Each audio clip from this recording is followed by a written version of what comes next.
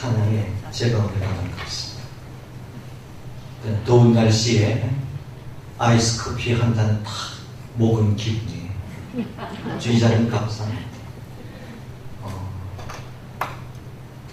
잘 부르지 못하지만 기는 조금 밝습니다. 창신교회 와서 찬양대에 늘 찬양을 들을 때 내가 설교를 해야 될까? 이 찬양으로 끝났으면 참 좋겠다. 심정입니다. 하나님께서 인간을 창조하시고 인간에게 찬양, 노래, 심리학자들은 이렇게 말합니다.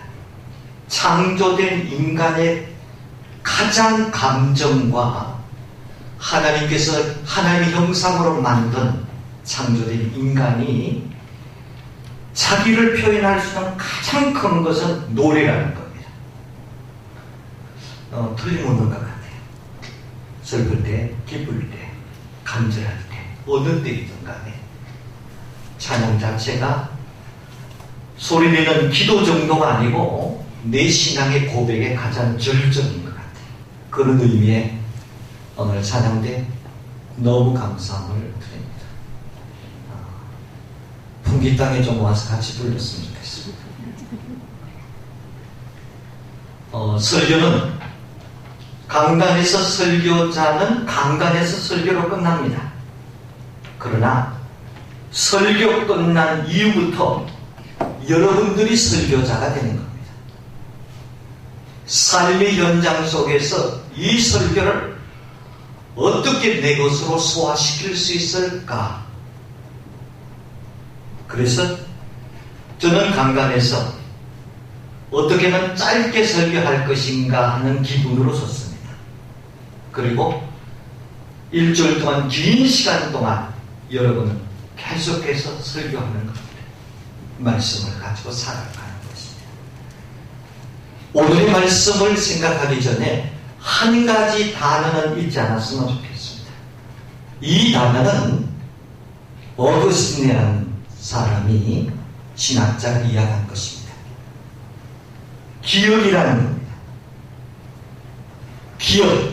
기억한다. 기억은 뭐냐? 과거를 현재에 소환을 시키는 겁니다. 현재는 내가 살아가는 실존입니다. 바로 미래는 과거에 소환된 이것을 가지고 현재 삶의 속에서 미래를 소망, 희망하는 것이 기억이라는 겁니다. 다시 말씀드립니다. 과거의 사건을 현재에 소환하는 것. 현재는 실존적인 내 문제이지만 기억은 다시 미래의 소망이라는 단어로 미래를 기다리는 겁니다. 세 가지. 소망, 실존, 그리고 소망하는 겁니다. 오늘 맥주 감사주일입니다. 어거스틴이라는 분은 인간이 왜 불평하느냐? 인간의 불평과 불만은 과거의 사건을 잃어버리는 데 있었다는 겁니다. 그래서 토마스 아퀴나스 같은 사람도 똑같은 이야기를 합니다. 왜 인간은 불행하게 사는 존재인가? 하나님께서 역사하신 과거의 사건을 잊어버린 데서 오는 것이다. 그 사람 불행하는 것입니다. 출애굽 사건입니다. 출애굽 사건은 지금부터 약 3200년 전의 사건입니다. 모세라는 인물을 통해서 이스라엘 민족을 애굽에서 탈출시키는 사건입니다. 과거 수천 년 전의 사건이지만은 현재에 소환해서 마치 현재에 발생한 사건으로 고백하는 겁니다. 우리가 고백은 이렇게 합니다. 하나님, 2000, 3200년 전에 일어났던 그 사건, 그 역사를 주도했던 하나님께서 오늘 지금 나에게 동일하게 역사하여 주셨어요. 내 인생의 길을 선하게 인도해 달라고. 우리는 이렇게 고백을 하게 된 것입니다. 그래서 심리학에서는 가장 건강한 마음을 가진 사람은 과거를 추억하고 미래를 희망을 가지면서 현실을 살아가는 사람이다라고 말합니다. 이 말씀을 생각하면서 오늘 본문으로 돌아갑니다. 하나님은 가나안에 들어간 이스라엘 민족에게 각 지파별로 제일을 뽑아서 땅을 분배를 했습니다. 그런데 문제가 생겼습니다. 요셉의 자손이 우리가 큰 민족인에 비해서 파는 땅이 너무 적다면서 땅 분배에 대한 불만을 가지게 되었습니다. 그러나 여호수아 16장 17장에 보면 요셉의 자손들이 분배받은 땅이 그리 적은 땅은 아니었습니다. 무엇을 갖고 있느냐? 우리는요, 이미 가진 것에 초점을 맞추기보다도 내가 가지지 않는 것에 초점을 맞출 때가 많이 있습니다. 보세요. 부자들이 왜 힘들어 삽니까? 9을 가지고 있어요. 근데 한 가지를 더 갖기 위해서 9에 대한 불만족을 느끼는 거예요. 욕망이지, 욕심이지. 이미 가진 것에 초점을 맞추기보다는 가지지 않는 것에 초점을 맞추다 보니까 불행하게 되는 겁니다. 불평하는 겁니다. 하나님의 은혜였습니다. 아무리 생각해도 내가 살아왔던 삶의 과거의 모든 과정을 생각한다면 모든 것이 은혜였습니다. 감사한 것밖에 없습니다. 내가 잘나서 아니요, 감사한 것밖에 없다. 이렇게 고백하는 것이 그리스도인들의 자세인 것입니다. 우리를 불행하게 하고 우리로 하여금 늘 원망하고 불평하게 만드는 것은 현재 가진 것에 대한 만족인 것입니다. 어떤 의미에 인간의 죄악성에서 나온 나약한 모습입니다. 내가 가진 것의 가치를 알면 불평이 아니라 감사가 나올 수밖에 없습니다. 요셉의 자손이 여호수아를 찾아와서 불평을 열어놓은 것을 보면 땅이 적은 것이 문제가 아닌 것을 알 수가 있습니다. 핵심은 그들의 절망감인 것입니다. 성경 말씀으로 돌아갑니다. 오늘 15절 말씀입니다. 성경에는 16절 말씀에 이렇게 기록되어 있습니다. 요셉의 자손이 이르되 그 산지는 우리에게 넉넉하지 못하고 골짜기 땅에 거주하는 모든 가나안 족속에게 베스안과 그 마을들에 거주하는 자이든지 이스라엘 골짜기에 거주하는 자이든지 다 철병거가 있나이다. 여호수아가 요셉의 자손에게 15절에 이렇게 말했습니다. 살림에 올라가서 스스로 개척하자라고 하자. 그들은 위와 같이 16절의 말씀을 가지고 불평을 하는 것입니다. 여호수아가 올라가서 개척하라 한 그 땅에는 철병거, 즉 당시로서는 가장 강력한 첨단 무기가 있다는 것입니다. 다시 말해서 그 땅을 개척할 자신이 없다는 것입니다.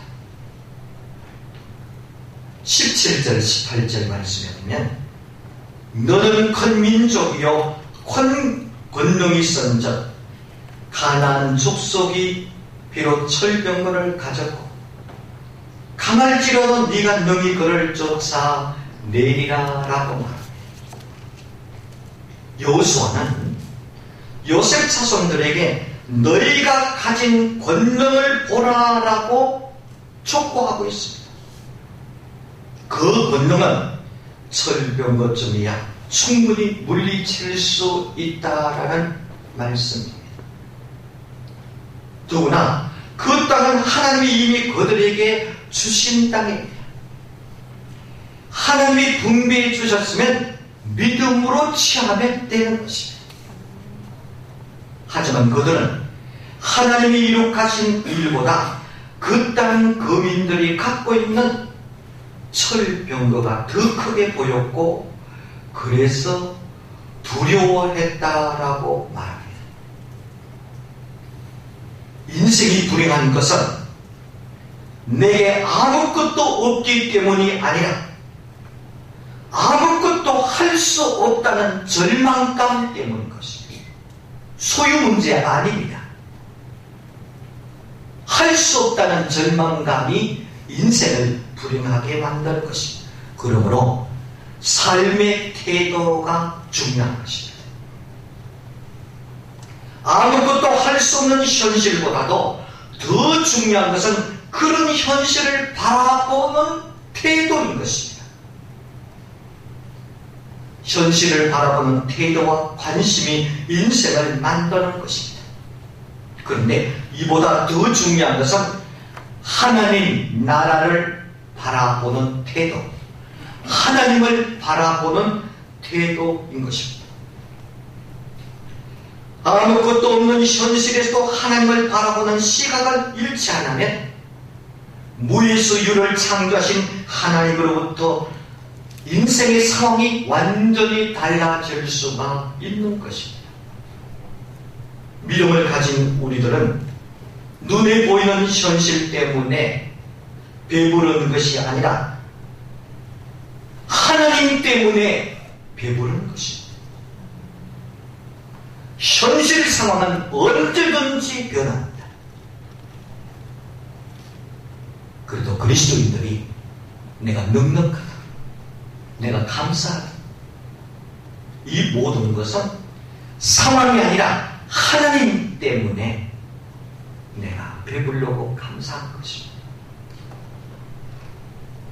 믿는 사람이 그래도 배짱을 갖는 것은 하나님이십니다. 하나님 외의 것은 모두 한순간에 무너지고 깨져버리는 신귀로와 같은 것입니다. 여호수아는 요셉의 자손에게 스스로 개척하라, 네가 개척하라 라고 두 번이나 오늘 15절 18절 말씀에 촉구하고 있습니다. 땅이 좁다고 불평하지 말고 그 땅의 거민을 몰아내고 얼마든지 네가 취할 수 있을 것이다 라는 말씀인 것입니다. 스스로 개척하라고 하는 여호수아의 말은 곧 지금을 다 정해놓았으니 네가 개척하면 얼마든지 네 것이 될 것이다 라는 메시지인 것입니다. 믿음 생활하면 우리 안에 있는 잠재력이 극대화되는 것입니다. 지혜가 증폭하는 것입니다. 삶의 창조력이 다시 일어나는 것입니다. 이게 신앙의 위대함인 것입니다. 하나님은 우리 안에 엄청난 양의 보물을 매장해 놓았습니다. 그러나 그것을 캐내기 위해서는 때로는 어두운 굴 속에 들어가야 합니다. 감나무 밑에 가서 감 떨어지겠다 기다리는 입 벌리고 앉아있는 것이 아닙니다. 하나님께서 나에게 엄청난 양의 보물을 주셨는데 그 보물을 캐기 위해서는 어두운 굴 속에 들어가야 하는 것입니다. 그러므로 무엇을 하다가 실패하는 것은 실패가 아닌 것입니다. 아무것도 시도하지 않는 것이 진짜 실패인 거죠. 우리 삶에도 가나안 족속들이 철병거로 무장하고 버티고 있듯이 장애물들이 많이 있습니다. 50년 살았습니까? 60, 70, 80 인생의 길이가 길수록 장애물은 많은 장애물을 넘어는 것입니다. 왜 예수를 믿습니까? 장애물 없애달라고 예수 믿습니까? 굉장히 어리석은 겁니다. 잘못된 신앙입니다. 성경을 보세요. 창세기부터 요한계시록에 나타난 위대한 선지자는 한결같이 인생의 고난과 장애물이 있었습니다. 그러나 그들은 장애물 그 속에 멈춰 있는 것이 아니라 그 장애물, 그 고난 속에 엄청난 양의 보물이 있다는 것을 기다리고 그 장애물을 이겨냈던 것입니다.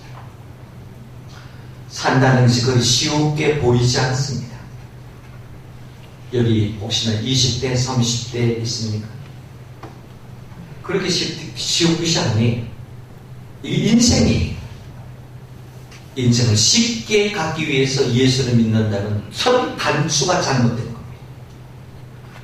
예수는 어떤 고난이 나에게 장애물이 있더라도 이 장애물이 나에게 감추어져 있는 엄청난 보화라고 생각하고 그 장애물을 이겨내는 것입니다. 그러면 하나님께서 지혜를 주십니다. 그리고 삶의 창조력을 그에게 주시는 겁니다. 어려운 것과 안 되는 것을 구별해야 됩니다. 다시 말씀드립니다. 어려운 것과 안 되는 것은 다릅니다. 세상을 스스로 개척해서 살기라는 참 어려운 것입니다. 하지만 어렵기 때문에 안 되는 것은 아닌 것입니다. 단지 어려울 뿐인 것입니다. 믿음은 어렵다고 포기한 지점에서 꿈이 살아나는 것입니다. 하나님의 역사는 이럴 때 일어나는 것입니다. 고난 속에 하나님의 역사는 일어나는 것입니다. 그래서 오늘 성신교회 예배에 참석한 여러분, 혹시나 내 삶의 속에 일어나는 환난, 시련 있을 때마다 예수 믿는 사람은요, 크게 외쳐요. 하나님, 나에게 이번 기회에 또 무엇을 주시려고 이런 고난과 힘듦이 있습니다. 이게 예수 믿는 사람들의 외치는 것입니다. 요셉의 자손에게 필요한 것이 뭡니까? 여호수아가 요셉의 자손에게 말하고 싶은 핵심이 뭡니까? 17절, 18절에 이렇게 말합니다. 너는 큰 민족이요, 큰 권능이 있었는즉 그 산지도 내 것이 되리니 비록 살림일지라도 네가 개척하라. 철병거가 기다리고 있어. 두려워하지 마라. 개척하라. 그 끝까지 네 것이 되리라. 가나안 족속이 철병거를 가졌고 강할지라도 네가 능히 그들을 쫓아낼 것이다. 하나님께서 하신 말씀이에요. 여호수아는 요셉의 자손에게 내게 있는 권능으로 그 땅을 차지할 수 있다라고 말하고 있습니다. 생각해보세요. 이스라엘 민족이 무슨 능력으로 애굽에서 가나안까지 왔습니까? 자신들의 개인적인 능력입니까? 자신들의 실력으로 온 것입니까? 군대의 힘으로 이스라엘 민족이 애굽을 탈출할 수 있었습니까? 그들이 여기까지 이른 것은 그들은 전적으로 도우신 하나님 덕분인 것입니다. 용기를 가지고 나가면 길은 하나님이 여시는 것입니다. 요셉의 자손이 땅을 두었고 모독권은 여호수아가 해결할 일도 아니고 철병거를 가진 가나안 족속과 관계 있는 것도 아닌 것입니다. 그것은 전적으로 하나님과 관계되어 있는 것입니다. 하나님과의 관계를 새롭게 할 때 그 땅을 얻을 수 있다라는 것입니다. 하나님과의 관계에 문제가 있으면 모든 것이 삐끗 그리기 시작하는 것입니다. 요셉의 자손들은 지금 의기소침해져서 자신의 무능력함을 탓하고 있습니다. 그들은 본래 이런 사람들이 아니었습니다. 그들이 왜 이렇게 되었습니까? 지난날 하나님이 역사하셨던 것을 잊어버렸기 때문인 것입니다. 지난날 하나님께서 자기 민족에게 역사하신 하나님을 잊어버렸어요. 기억이 뭡니까? 과거의 사건을 현재에 소환시키는 겁니다. 그래서 하나님 감사합니다.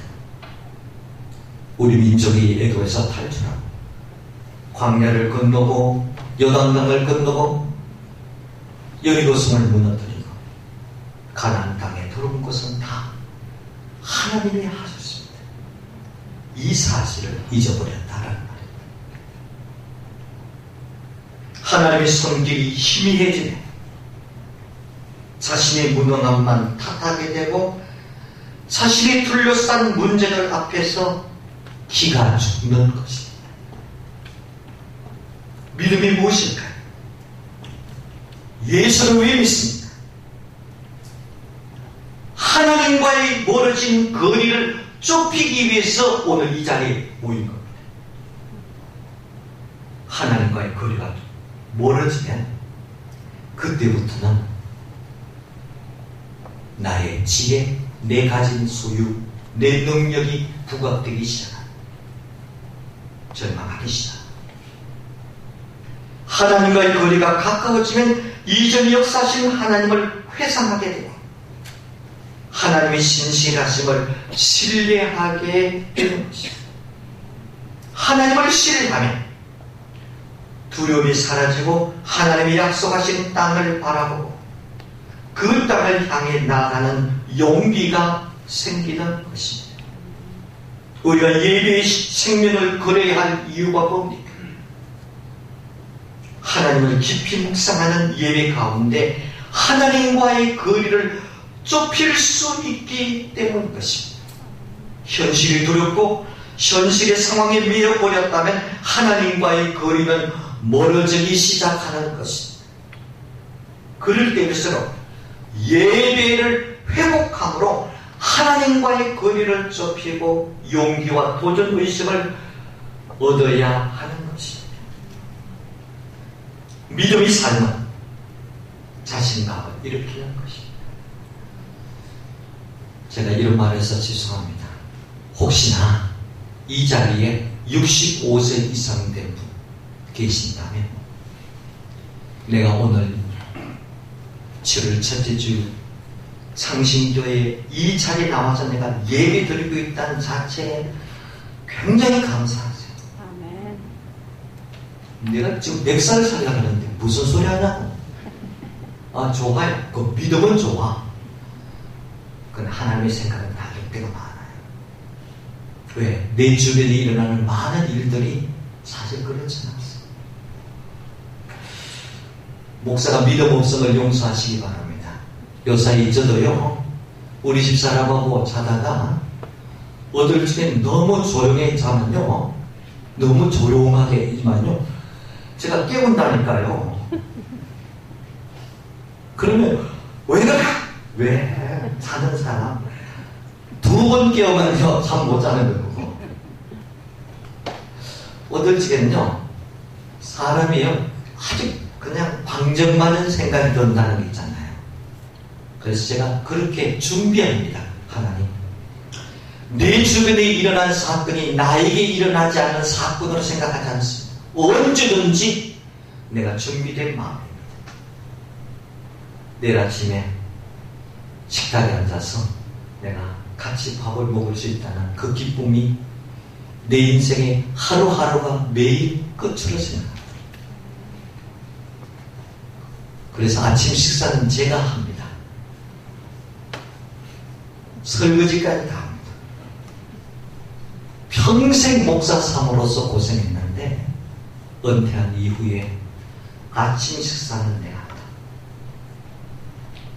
내가 하니까 너무 많이 먹고 오는 것 같아. 목사님 거짓말하는 것 같은데요. 그 김병호 장님한테 물어보세요.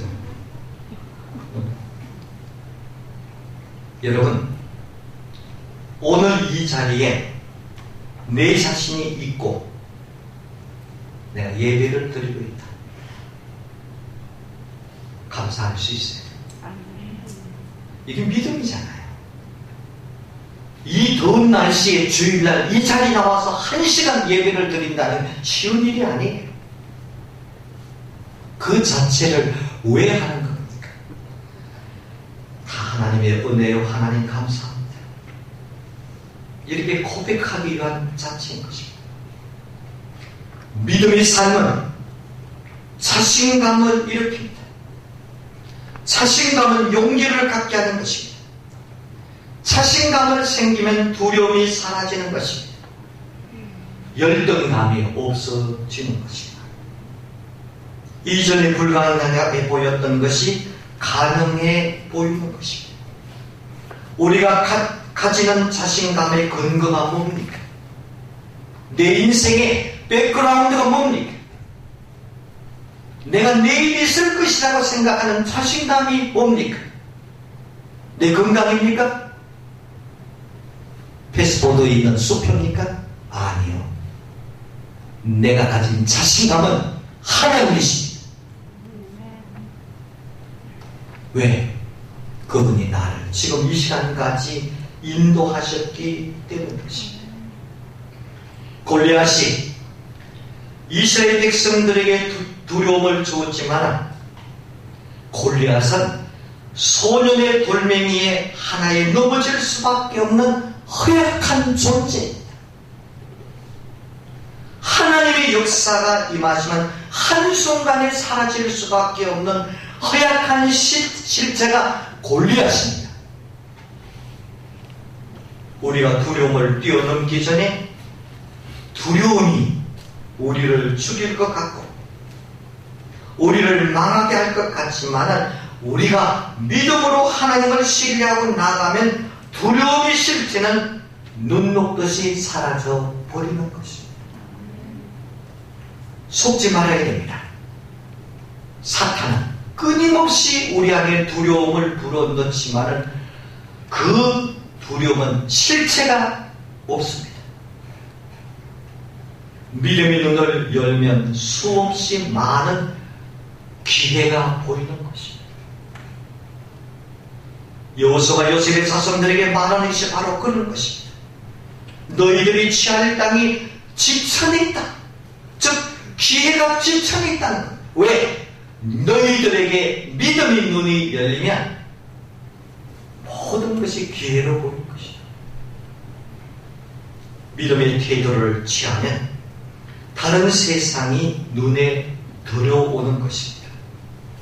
가능성, 기적, 그런 세계가 나에게 열리는 것입니다. 기회를 향해 도전하게 되는 것입니다. 오늘 예배드리는 사랑하는 성신교회 성도 여러분, 믿음의 눈을 가지면 우리가 가진 것이 얼마나 크고 놀랍고 풍성하고 값진 것이 알 수가 있는 것입니다. 우리에게 하나님 주신 가능성과 잠재력이 다 있는 것입니다. 우리가 문제 앞에서 불가능의 카드를 꺼내들 때마다 스스로 질문을 해야 됩니다. 3가지 질문. 왜 불가능한가? 왜 안 되는가? 지금 하나님과의 거리가 얼마쯤 되고 있는가? 문제의 초점입니다. 믿음이 없는 사람은 99%의 가능성 앞에도 주저앉습니다. 그러나 믿음의 사람들은 가능성이 1%만 있어도 충분하게 일어서고 개척해 나가는 것입니다. 믿음의 삶은 적당하게 쉽게 살려고 하지 않습니다. 적당하게 눈치껏 오늘 하루 지나면 내일 또 오겠지. 노령껏 예수 믿는 사람의 태도는 아닌 것입니다.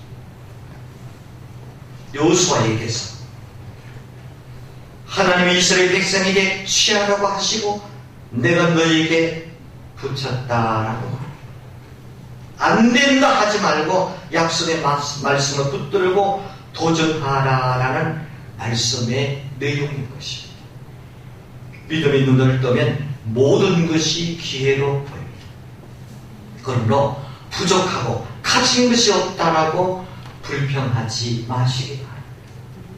내 가진 것이 1%라도 그것은 99%의 가능성을 이룩하게 하는 겁니다. 아니, 생각해 보세요. 그렇게 살았잖아요. 지금 그렇게 하나님께 주셨잖아요. 하나님은 우리에게 아주 많은 것을 주셨고 믿음으로 취하라고 말씀을 하셨습니다.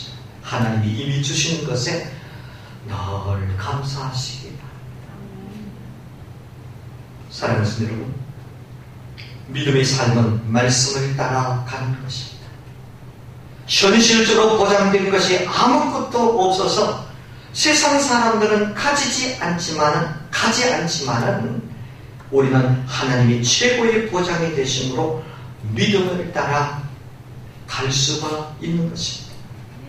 신실하신 하나님의 약속을 믿고 매 순간 두렵지만 두려움을 믿음으로 이겨내며 믿음의 날개를 달고 현실의 삶에 뛰어들면 하나님의 놀라운 정보 스토리가 우리 삶의 내용이 될 것입니다. 여호수아서는 이미 하나님이 허락하신 땅을 우리가 밟을 때 그 땅을 취할 수 있음을 가르치고 있습니다. 두려움을 이기고 나아가는 사람만이 하나님의 약속을 성취할 수가 있는 것입니다. 도전함으로 가능성을 성취하시기를 바랍니다.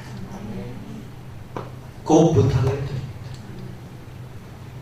믿음의 눈이 열리면 이미 주신 것에 감사할 수 있는 성도로 살아갈 수가 있는 것입니다. 신실하신 약속에 하나님의 약속을 믿고 매 순간 두렵지만 믿음으로 이겨낼 수 있는 사람, 이 사람이 그리스도인 것입니다. 하나님의 놀라운 역사를 맛볼 수가 있는 것입니다. 기도하겠습니다. 그러신 우리 하나님 아버지, 우리 하나님의 그 크신 은혜를 진심으로 감사함을 드립니다. 오늘 예배드리는 하나님 귀한 백성들에게 믿음의 눈이 열려서 지금까지 인도하신 전능하신 하나님의 손길을 바라보고 늘 하나님과 거리를 좁혀가면서 나에게 무진정한 가능성을 주신 전능하신 하나님을 나의 하나님으로 고백하며 살아가는 온 성도들이 다 되게 도와주옵소서.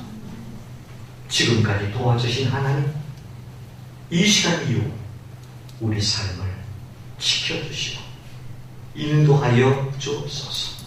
예수님 이름으로 기도드립니다. 아멘.